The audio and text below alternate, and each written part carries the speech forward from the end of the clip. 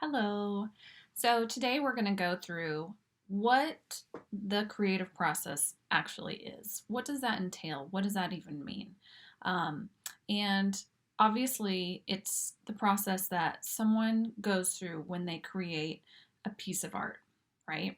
Or a book, or a piece of music, or um, something that is original that they are creating. Whether you realize it or not, when you create, you are going through some sort of process. And the success of the end product might have something to do with whether you have gone through each step or uh, whether you've skipped a step.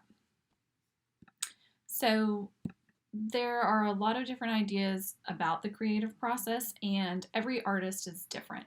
So, every artist's process is going to look a little bit different, but as, as far as a starting point, um, the foundations are sort of a 5-step process of preparation, incubation, illumination, implementation, and then going back and doing some evaluation.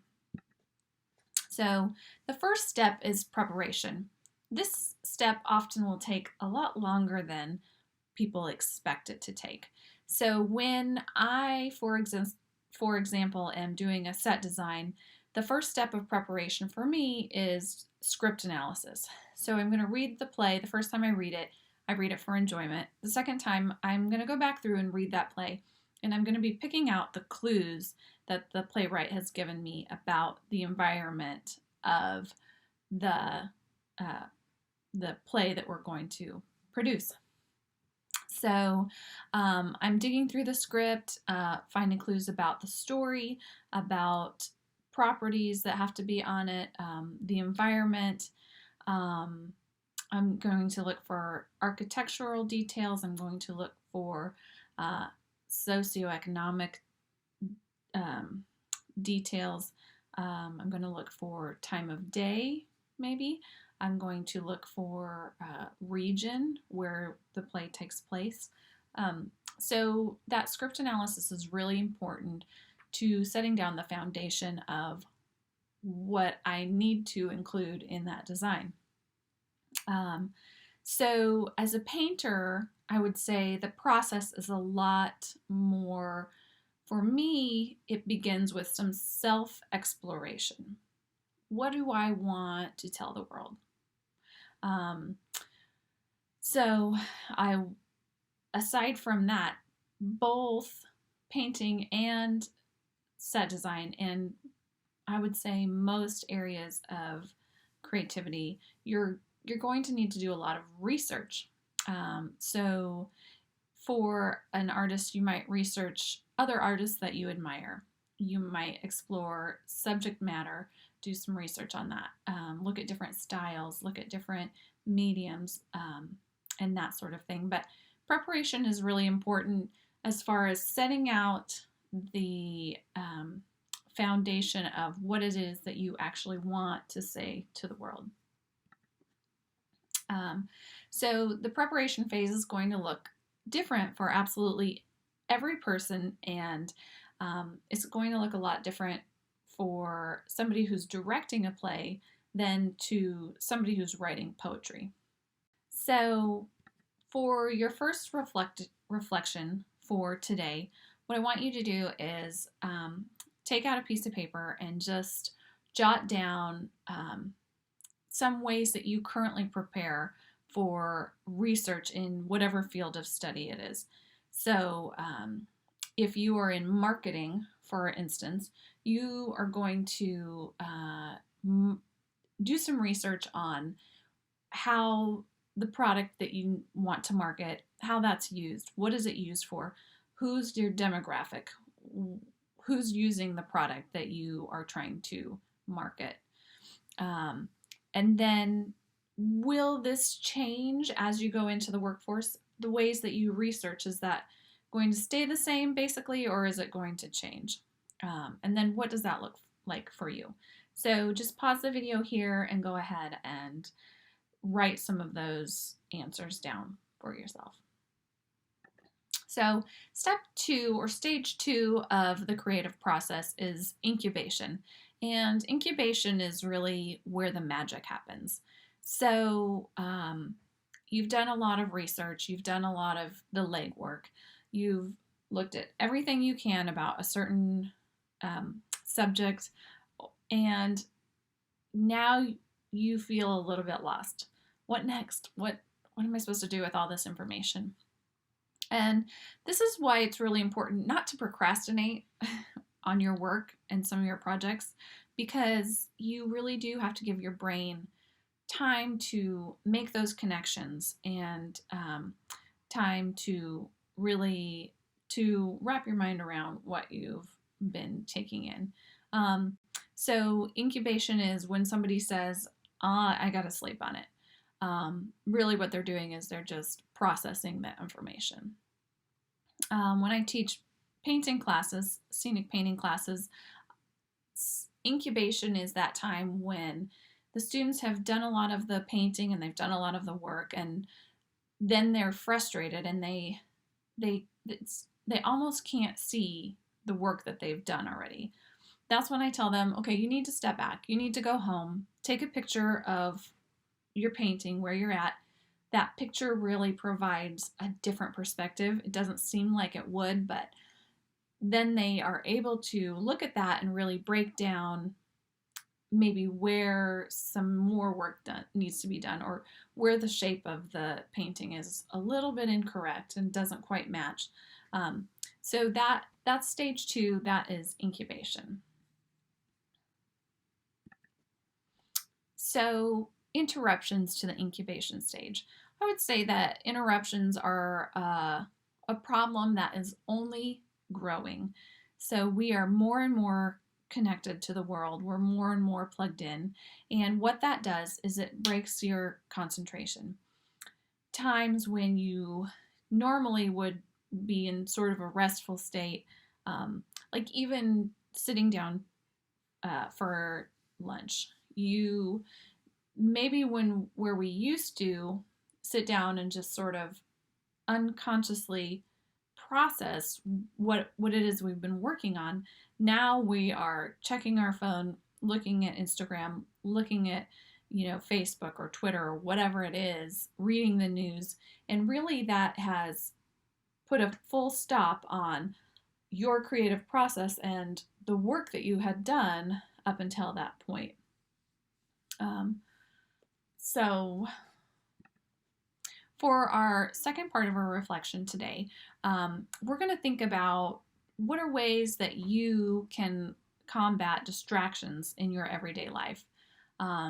So for me, I will put down the phone in a different room and leave it there until I've spent some time working on what I want to work on. So stage three is illumination.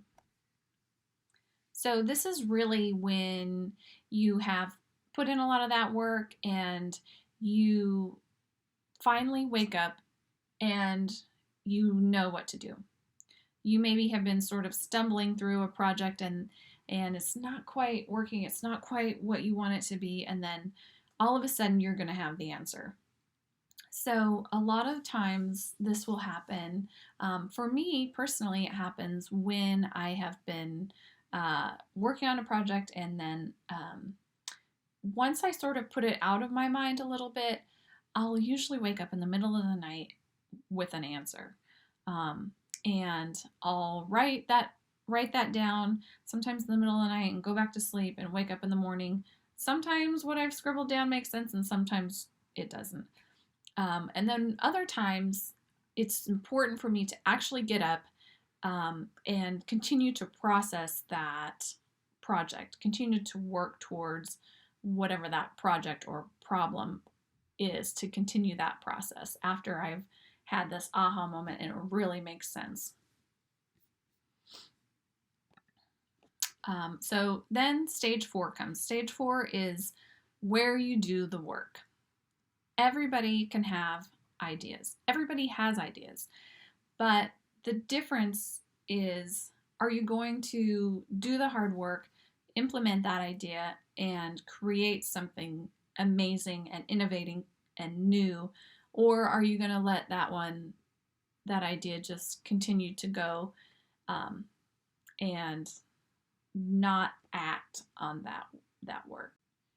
So it often takes a lot more work, so much work to get to that point of implementation that people are often just give up. But don't give up. Um, Recognize that the implementation of an idea will likely take you way longer than you think it will take you. Um, just go in knowing that and go in having a plan to continue that project. If it goes beyond what your deadline is, don't give up. Continue towards your goal.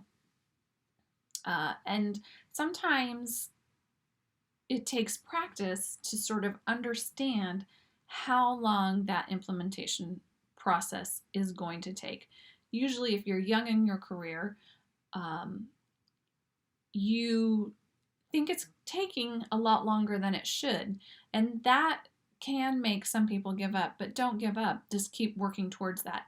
And that goes towards the knowledge that you have as to how long a project will take in the future.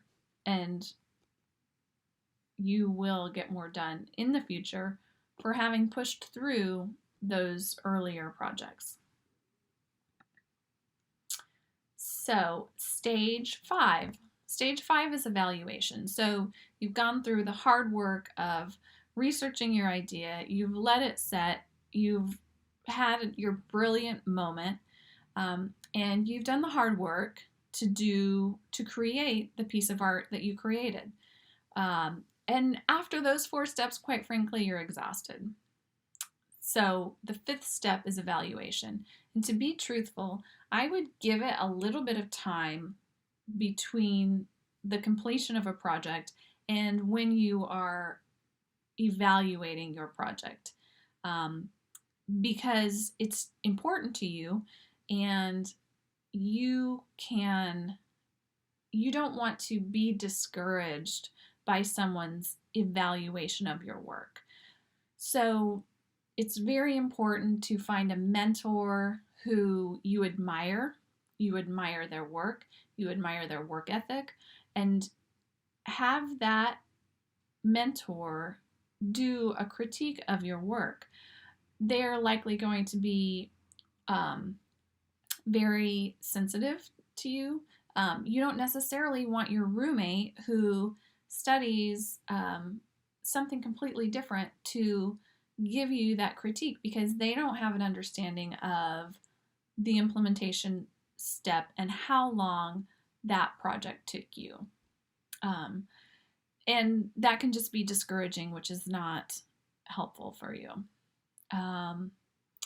So when you get a critique from somebody who has gone through the process, has already gone through the process that you have gone through, don't get defensive.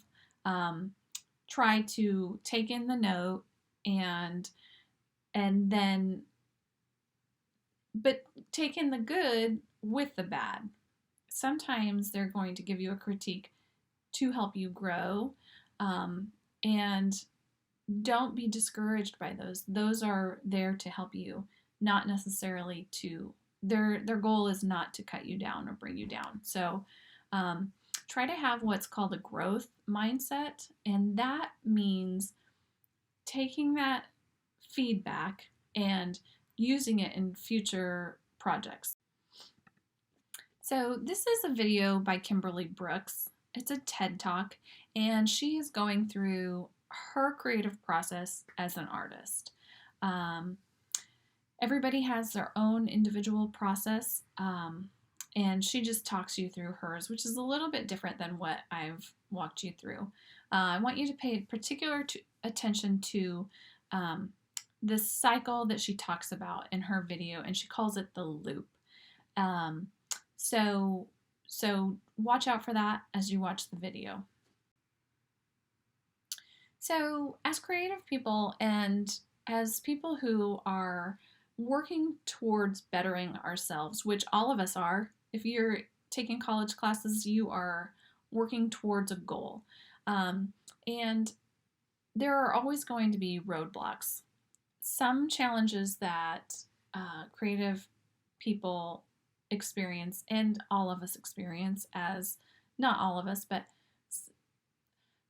one thing that a lot of us face is the challenge of anxiety.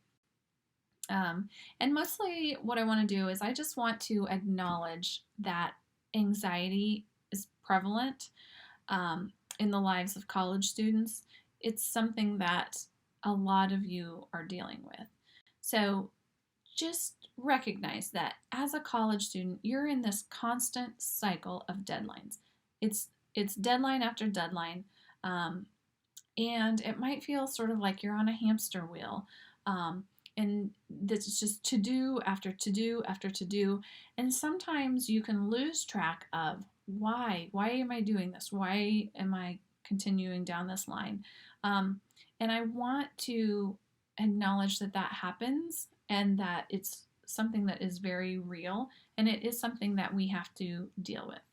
So some of those symptoms, fatigue, poor concentration, fear, stress that might be out of proportion to the actual event, which is hard to admit. So one of the things that can be really important for you to do at this time in your life is to, and one thing that really helps me is to make sure to prioritize, figure out what is important to you, and work your to-do list in that way. I also would encourage you to try to focus on one task at a time so that your list, so that you feel like you're accomplishing things on that list and not just a growing to-do list that nothing ever gets knocked off of. Also, that feeling of accomplishment can help you combat some of that anxiety that you feel. So for reflection part 3 of today's lecture, what I want you to do is to think about some ways that you can combat anxiety. For me personally, it's listening to some calming music. I will often have calming music, this dorky YouTube spa music list that I have.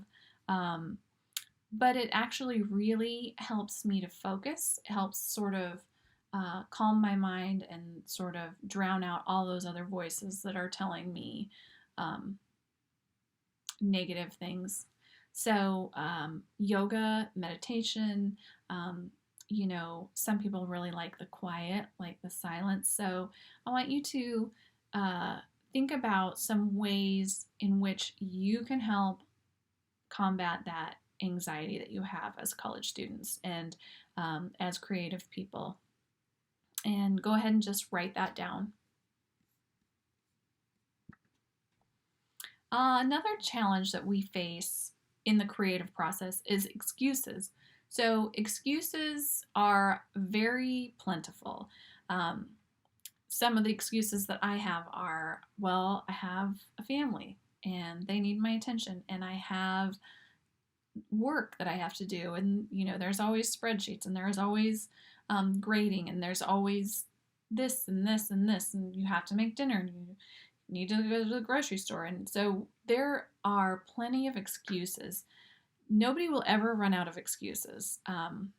So this is another thing that we need to get in check, especially if you want to continue to produce. You need to figure out a way to prioritize your artwork, prioritize what you need to get done for you. Last week, for our discussion post, we watched Stephen Pressfield talk about his writing process, and one of the things that he really focused on was this idea of resistance. Resistance is all that negativity that goes through our mind that keeps us from producing our art or our writing or working on what it is that we need to work on. So self-doubt is huge. I mean, I don't know anybody who hasn't dealt with self-doubt. Resistance is not something that goes away necessarily, but it is something that's going to change shape as you continue through your career. As a college student, the resistance that you face looks different than the resistance that I face as a mother and a teacher, right? But that does not make it any less real or any harder to get over. But I want you to think about the fact that things of value don't usually come easily to us. So if we can make it past that resistance, get over that resistance, then the prize at the end is even sweeter. So for part 4 of your reflection, I want you to think about resistance and what does it mean for you? What does resistance look like in your life? What is it that's creating resistance for you and your work? And then I want you to brainstorm and come up with some ideas. What are ways that you can overcome resistance? So the reflection activities that you've done throughout this lecture, I want you to write those down, hopefully in your journal, and then you are going to translate those into week 2 quiz. So aside from the quiz, you have listened to the lecture. I want you to go down and make sure that you watch the video, the creative process video that I've posted within this lecture. You're going to read chapters 4 and 5 in Twyla Tharp's book, and then you're going to complete the assignment for week number 2, and that assignment is mining for a memory.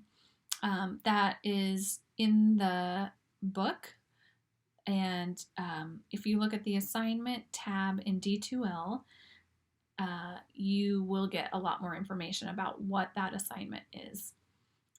That can also be found in the assessment overview module. Your discussion post this week is entitled, "Is Everyone Creative?" So you're going to follow that link to a blog, and then I want you to listen to the TED Talk by Sir Ken Robinson.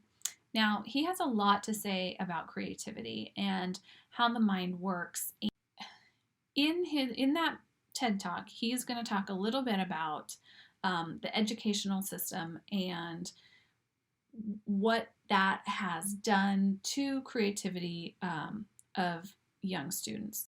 So I want you to listen to that with an open mind, and I want you to understand that it is one perspective in today's world. Now, I don't want you to go away from that thinking that it is the only perspective, but I do think he has some really interesting points about creativity, and that is what I want you to take away. Okay? See you next week.